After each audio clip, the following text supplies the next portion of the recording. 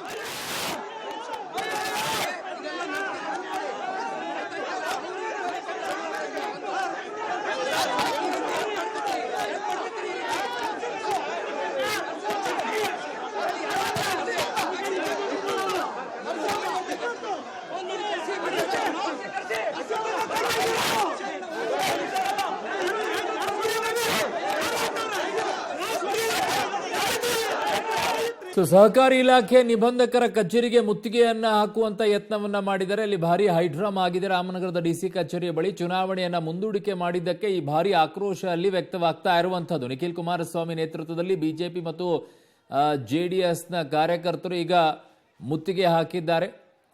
ಅಲ್ಲಿ ಭಾರಿ ಹೈಡ್ರಾಮಾ ಆಗಿದೆ ಚುನಾವಣೆಯನ್ನ ಮುಂದೂಡಿಕೆಯನ್ನ ಮಾಡಿದ್ದಕ್ಕೆ. ನನ್ನ ಸಹೋದ್ಯೋಗಿ ಈಗ ವಿನಯ್ ನನ್ನ ಸಂಪರ್ಕದಲ್ಲಿದ್ದಾರೆ. ವಿನಯ್, ಯಾಕೆ ಈ ಚುನಾವಣೆಯನ್ನ ಮುಂದೂಡಿಕೆಯನ್ನ ಮಾಡಿದ್ದು ಮತ್ತಲ್ಲಿ ಏನಾಗ್ತಾ ಇದೆ ಈಗ?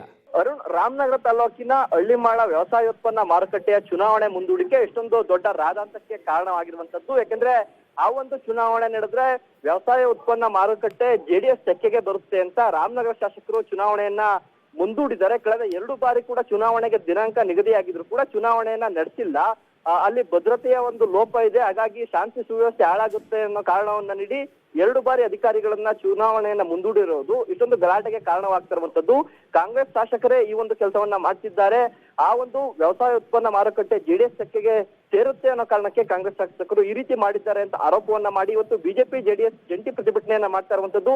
ನಿಖಿಲ್ ಕುಮಾರಸ್ವಾಮಿ ನೇತೃತ್ವದಲ್ಲಿ ಬೃಹತ್ ಪ್ರತಿಭಟನೆ ನಡೆಸಿದಂತ ಕಾರ್ಯಕರ್ತರು ಆ ಕಂದಾಯ ಭವನದ ಒಳಗಿರುವಂತ ಸಹಕಾರ ಇಲಾಖೆ ನಿಬಂಧಕರ ಕಚೇರಿಗೆ ಮುತ್ತಿಗೆ ಹಾಕುವಂತ ಯತ್ನವನ್ನ ನಡೆಸಿದ್ರು. ವ್ಯವಸಾಯ ಇಲಾಖೆ ಸಹಕಾರ ಸಂಘದ ನಿಬಂಧಕರು ಏನಿದ್ದಾರೆ ಅವರು ಚುನಾವಣೆಗೆ ದಿನಾಂಕ ನಿಗದಿ ಮಾಡ್ತಾರೆ, ಹಾಗಾಗಿ ಕಚೇರಿಗೆ ಬೀಗ ಜಡಿತೇವೆ ಅನ್ನೋ ಒಂದು ಕೆಲಸಕ್ಕೆ ಮುಂದಾದ್ರು. ಈ ವೇಳೆ ಪೊಲೀಸರು ಹಾಗೂ ಪ್ರತಿಭಟನಾಕಾರರ ನಡುವೆ ವಾಗ್ವಾದ ನಡೀತು.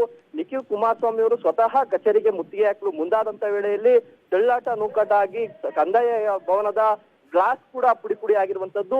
ಬಳಿಕ ನಿಖಿಲ್ ಕುಮಾರಸ್ವಾಮಿ ಅವರನ್ನ ತಳ್ಳಿ ಎಳೆದಾಡಿ ಪೊಲೀಸರು ವಾಪಸ್ ಕಳಿಸಿರುವಂತದ್ದು. ಇದೀಗ ನಿಖಿಲ್ ಕುಮಾರಸ್ವಾಮಿ ಯಾವುದೇ ಕಾರಣಕ್ಕೂ ಕೂಡ ಸ್ಥಳದಿಂದ ನಾವು ಕದಲಲ್ಲ, ಚುನಾವಣೆಗೆ ದಿನಾಂಕ ನಿಗದಿ ಆಗುವವರೆಗೂ ಕೂಡ ಜಿಲ್ಲಾ ಮಟ್ಟದ ಅಧಿಕಾರಿಗಳು ಸ್ಥಳಕ್ಕೆ ಬರೋವರೆಗೂ ಕೂಡ ನಾವು ಪಟ್ಟಣ ಬಿಡೋದಿಲ್ಲ ಅನ್ನೋ ಒಂದು ಮಾತನ್ನ ಹೇಳಿ ಸ್ಥಳದಲ್ಲೇ ಕೂತು ನಿಖಿಲ್ ಕುಮಾರಸ್ವಾಮಿ ಪ್ರತಿಭಟನೆಯನ್ನ ಮಾಡ್ತಿರುವಂತದ್ದು. ಅರುಣ್. ಓಕೆ ವಿನಯ್, ನಿಮ್ಮೆಲ್ಲ ಮಾಹಿತಿಗೆ ಧನ್ಯವಾದಗಳು.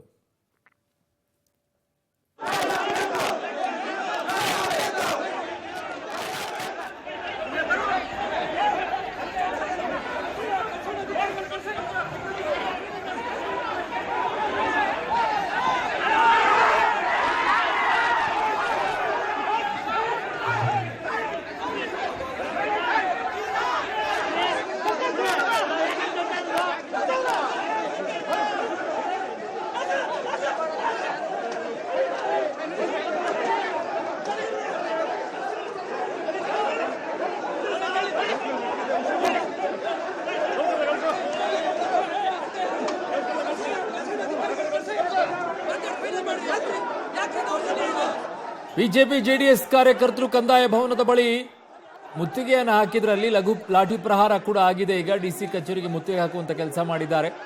ಭಾರಿ ಹೈಡ್ರಾಮಾ ಆಗಿದೆ ಅಲ್ಲಿ. ಚುನಾವಣೆಯನ್ನ ಯಾಕೆ ಮುಂದೂಡಿಕೆಯನ್ನ ಮಾಡಿದ್ರಿ ನೀವು? ಡೇಟ್ ಅನ್ನ ಹೇಳಿ, ಯಾವಾಗ ಮಾಡ್ತೀರಾ ಅಂತೇಳಿ. ಕೃಷಿ ಪತ್ತಿನ ಸಹಕಾರ ಚುನಾವಣೆಯನ್ನ ಮುಂದೂಡಿಕೆಯನ್ನ ಮಾಡಿದ್ದಾರೆ. ಅದಕ್ಕೆ ಭಾರಿ ಆಕ್ರೋಶ ವ್ಯಕ್ತವಾಗ್ತಾ ಇದೆ. ನಿಖಿಲ್ ಕುಮಾರಸ್ವಾಮಿ ಅದರ ನೇತೃತ್ವವನ್ನು ವಹಿಸಿಕೊಂಡಿದ್ದಾರೆ. ಮುತ್ತಿಗೆಯನ್ನು ಹಾಕಕ್ಕೆ ಮುಂದಾದ್ರು. ಲಾಠಿ ಪ್ರಹಾರ ಆಗಿದೆ. ಇನ್ನು ಹೈಡ್ರಾಮಾ ನಡೀತಾ ಇದೆ.